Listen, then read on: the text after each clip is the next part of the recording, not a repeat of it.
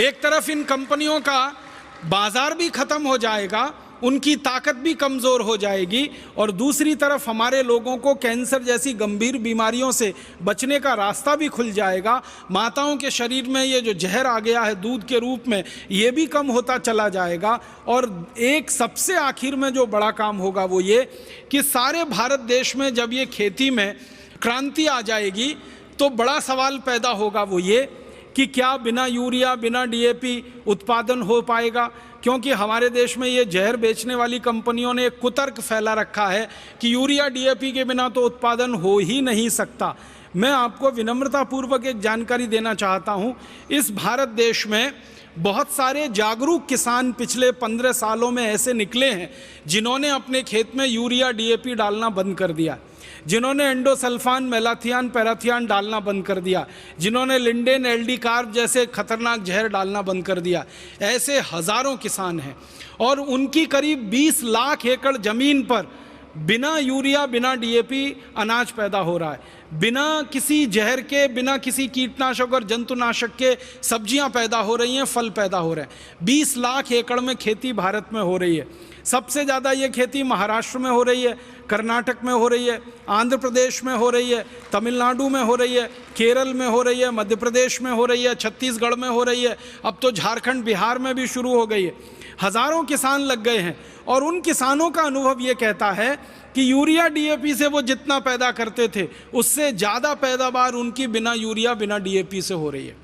आपको मैं आंकड़े बताना चाहता हूँ कि जो किसान पहले यूरिया डीएपी से 1 एकड़ में 30 मीट्रिक टन गन्ना पैदा करते थे, अब वही किसान गाय का गोबर, भैंस का गोबर, बैल का गोबर खेतों में डालकर 1 एकड़ में 90 मीट्रिक टन गन्ना पैदा कर रहे हैं, 3 गुना ज़्यादा।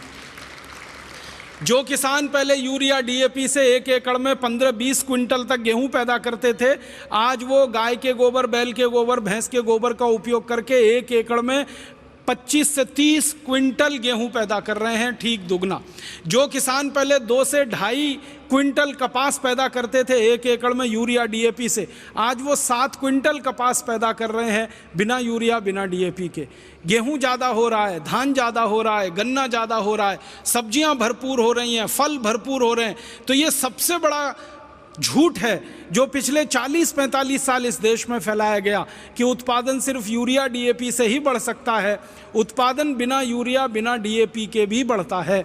और दुनिया में जब ये कीटनाशक और जहर नहीं बनाया जाता था, दूसरे विश्व युद्ध के पहले तक कभी भी दुनिया में ये जहर बना नहीं और कहीं डाला नहीं गया। ये तो सेकेंड वर्ल्ड वॉर में हुआ कि ये जहर का उत्पादन शुरू हुआ, क्योंकि 1945 में जब दूसरा विश्व युद्ध खत्म हो गया तो यूरोप की बहुत सारी कंपनियों के सामने ये संकट खड़ा हो गया कि वो बनाएं क्या, क्योंकि उन कंपनियों में जहरीले रासायनिक हथियार बनाए जाते थे और वो हथियार विश्व युद्ध में इस्तेमाल होते थे। तो जब तक विश्व युद्ध चला तब तक हथियार बिकते रहे, जब विश्व युद्ध खत्म हो गया तो हथियार बेचने का रास्ता बंद हो गया। तो हज़ारों यूरोप की और अमेरिका की कंपनियों के सामने संकट खड़ा हो गया कि वो उत्पादन क्या करें।